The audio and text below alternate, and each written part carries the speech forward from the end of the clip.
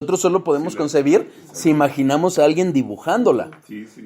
pero no a alguien, pero no al círculo mismo. ¿Sí me explico? No. Sí. Justamente por eso yo creo que esta es una de las evidencias de la divinidad de la Biblia. Sí, de que tiene un nivel más allá de nuestro entendimiento. Totalmente. Sí, no, está. Ningún ser creado, o sea, todo menos Dios, podría haber inventado esto. Porque es una realidad, en verdad, imposible de captar. Si nosotros lo plasmamos esta realidad sobre la concepción espacio, tendríamos el mismo problema si lo llevamos a sus últimos puntos. Pero podemos entender esa realidad en el tiempo de la omnipresencia de Dios porque lo imaginamos inmenso. Pero Dios no es inmenso. Sí lo es, pero no es. Porque si hablamos de inmensidad, hablamos de una concepción más o menos Muy corporal. grandote o muy chiquito. Es un antropomorfismo. Justamente esa es la No es cuestión. ni grandote ni chiquito, es todo. Exacto. Sí. Exactamente. Cuando nosotros decimos, por ejemplo, Dios no tiene principio, no tiene fin, es un mero antropomorfismo. Porque no entendemos lo que no tiene principio y no tiene fin. No lo entendí. No lo entendemos. Sí. Medio usamos las palabras para saber lo que no es. ¿Sí me explico? Vete a imaginarte el universo inmenso y haz de cuenta que lo achicas así. Lo que te imaginaste grande lo achicas. Y vuelves a imaginarte más allá. ¿Y no vas a Vuelves acabar? achicar. Ah, exacto. Pero llega un momento, ¿cuándo se acaba eso? Nunca. Nunca. Bueno, y en todo eso está Dios. Y más allá. Más allá. Porque incluso, por ejemplo, en ese ejemplo del universo, sabemos que el universo tiene dimensiones. Tiene un principio y tiene un fin. Sí. El universo Sí, lo visible tiene. y el invisible. Y el invisible. Lo que se ha descubierto científicamente. Exacto. Que hay afuera del universo. Sí. Y ahí es roca sólida, es No. espíritu, es materia, es antimateria. Es- Nada. ¿Qué es la nada? Que no la puedes imaginar. Es nada. Pero ya te pones en un plano filosófico. Es decir, Exacto. la nada, pero la nada es. Y entonces entendemos lo que concebimos como Dios. Ajá. Por eso, cuando los ateos hacen ese tipo de preguntas y dicen, es que Dios, no podemos concebir a Dios que haya habido o que se haya creado de la nada. Es que ellos no entienden esta concepción de Dios. El Dios del que ellos hablan es un Dios distinto del que se ha revelado en la Biblia. Sí, algo que se materializó, Exacto. que con algún proceso químico, físico, Exacto. se creó, no, Es más allá. más allá. Esa es la trascendencia de Dios que impacta en este tema porque estamos hablando de la trascendencia en el tiempo. Por eso es una evidencia y por eso hablamos de la trascendencia como un atributo de Dios para entender y los principios lógicos para entender que hay un Dios más allá de lo que concebimos. ¿Queda claro? Sí. Es algo que, de verdad, yo para poder digerir esto, me costó muchísimo digerirlo. Pero cuando más o menos, gracias a Dios, lo pude ir digiriendo, dije, esto es evidentemente muestra de que la Biblia es inspirada por Dios. El único ser que puede hablar de una eternidad más allá de la realidad, que ningún ángel puede vivir, porque los ángeles fueron creados, tienen principio, están en un tiempo y en un cuerpo celestial muy diferente al nuestro, pero no son omnipresentes como Dios, porque solo Dios es espíritu. Entonces, esto tampoco pudo haber sido inspirado por demonios. ¿Ok? Esto está muy fuera de lo que es la creación.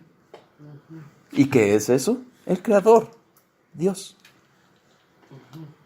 ¿Quedó claro? Ok. Sí, sí. Es un mensaje enorme, la Biblia, enorme, que da para estudios La inagotables. vida. Por eso nos ubicamos, por eso la importancia de una confesión de fe o de una iglesia histórica.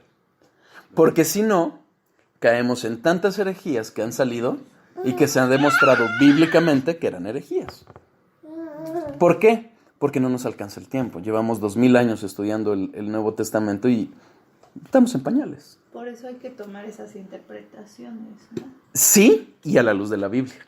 Okay. Siempre a la luz de la Biblia. Por eso yo les traje, estas son las interpretaciones. Y es poquito. Son muchísimas. Pero, ¿qué lo hacemos? No para decir, voy con este autor. No, sino para entender qué es lo que nos está diciendo la Biblia.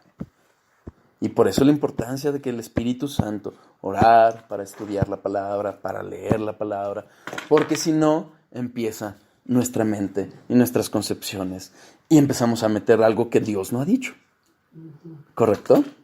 Okay. O sea, esto que decimos ya había acontecido. Es que cuando hablamos de ya, hablamos de tiempo. Y aconteció sí en la eternidad, no en el tiempo. ¿Ok? Okay. Ya sé. Entonces, esta es la realidad de Cristo. Cristo es Dios. Y Dios, en su naturaleza eterna, había acontecido esto. ¿Ok? Insisto, con la limitación de ese había, porque también es temporal. Pero ¿qué pasa con Cristo además de esta deidad, de esta naturaleza de su deidad eterna? Que también encarnó. ¿Ok? Pero su origen, el origen de Cristo, no fue en María. ¿Cómo lo vemos?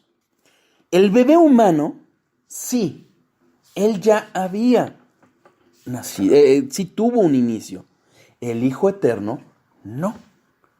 El Hijo engendrado, no creado, engendrado eternamente, no. Él ya existía. Juan 8:58. Salud.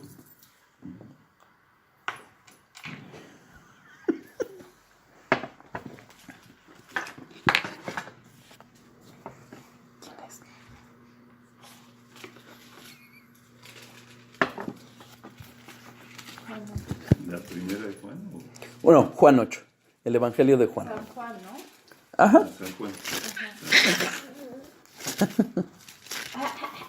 Sí, porque primera de Juan solo tiene 5 y las otras dos 1. Juan 8. 8:58. ¿En qué contexto está? Está siendo confrontado por los judíos del tiempo y Jesucristo les habla de Abraham, ¿ok? Jesucristo les dice, el que guarda mi palabra nunca verá muerte, ¿no? Eso se lo dice en el versículo 51. Y entonces explotan en indignación los judíos de ese tiempo porque dicen, ¿cómo te atreves a decir que no mueren si nuestros padres, el propio Abraham, conoció la muerte? Y es entonces que Jesucristo les dice, versículo 58, de cierto os digo, antes que Abraham fuese, yo soy. ¿Ok? ¿Qué implica esto? ¿Se acuerdan lo que hemos visto muchas veces hablando de la eternidad de Dios y de la infinitud de Dios? Cómo esa manifestación cuando se da a conocer ante Moisés y le dice, yo soy el que soy, y habla de esa eternidad, él está diciendo aquí, yo soy Dios. Eso es lo que está diciendo Cristo. ¿Te acuerdas que alguna vez me lo preguntaste? ¿Cristo dijo que era Dios? Sí. Aquí está diciendo que yo soy. Por la evaluación que debe reprobado en forma... No, te quedamos de revisar, la verdad. Sí. Perdón, lo voy a... Antes que Abraham fuese, yo soy. Yo soy. Jesucristo no está diciendo yo era o yo fui. Sí. No, yo soy Sí. eterno. Esa eternidad, ese eterno presente. Y fíjense, y recalca, de cierto, así empieza, de cierto. Esto no solo recalca la importancia, sino también la veracidad de lo que dirá. Cuando escuchamos una oración, cuando estamos, por ejemplo, cuando cantamos himnos que tienen verdades eternas, ¿cómo terminamos? ¿Qué decimos? Amén. Amén. Ajá. Si nosotros, ¿saben lo que significa amén? No. Así sea. Así sea. Bueno, este desierto, es como si Jesucristo estuviera iniciando la oración. Amén, amén. El único ser que puede decir lo que yo voy a decir es eterna verdad, es Cristo, porque es Dios. Y es lo que está afirmando aquí. Esto que estoy por decirles es eterna verdad. Y cuando dice yo soy, está recalcando su verdad, la identificación que les decía con Éxodo 3:14, cuando dice yo soy el que soy. Y es la manifestación clara de su eternidad actuando en el tiempo. ¿Por qué? Porque está hablando justamente de yo soy, vuelvo a lo mismo, no era ni fui, sino que yo soy eterno presente desde antes de Abraham, antes que fuera Abraham. Entonces ahí vemos las dos realidades, la eternidad y la actuación de Dios en el tiempo.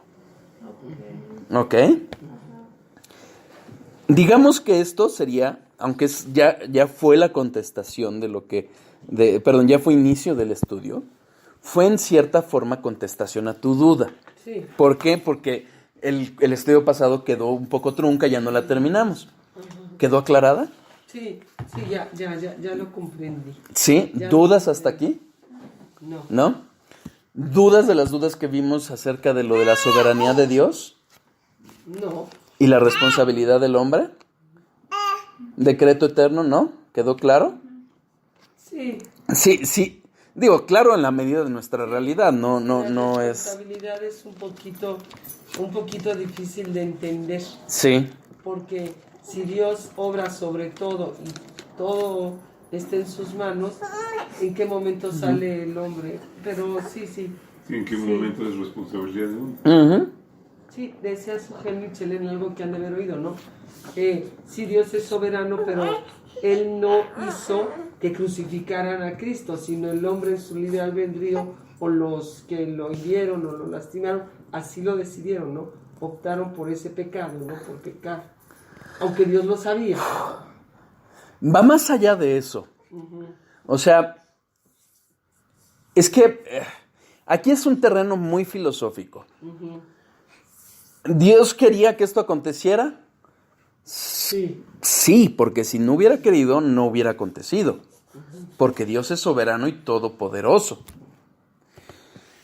Pero, ¿en qué sentido? En la necesidad de que esto aconteciera. Solo a través de este sacrificio fue que Él pudo habernos perdonado por su misericordia y por su gracia. ¿Sí? Entonces, ¿pero qué pasó? Quienes actuaron libremente, no con libre albedrío, porque es diferente. Que actuaron libremente, fueron judíos y fueron romanos. Nadie los constriñó, nadie los obligó. No estaba Dios apresurándolos o diciéndoles, órale, tienes que hacer esto. No. Ellos actuaron libremente. Okay. Fue totalmente libre. Acuérdense de una cosa, y me decía Dido, oye, como que sonaste muy duro en el estudio. Le dije, no es mi intención sonar duro, quizás lo que suena duro es la palabra, quizás no soy el más agraciado para decirla, pero vuelvo a lo mismo. Vamos a Romanos 9 para terminar de aclarar este punto, ¿no? Romanos 9.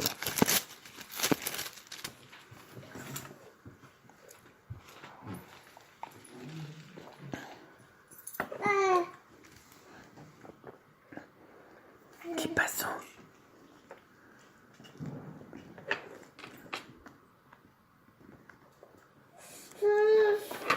Fíjense en el versículo 19.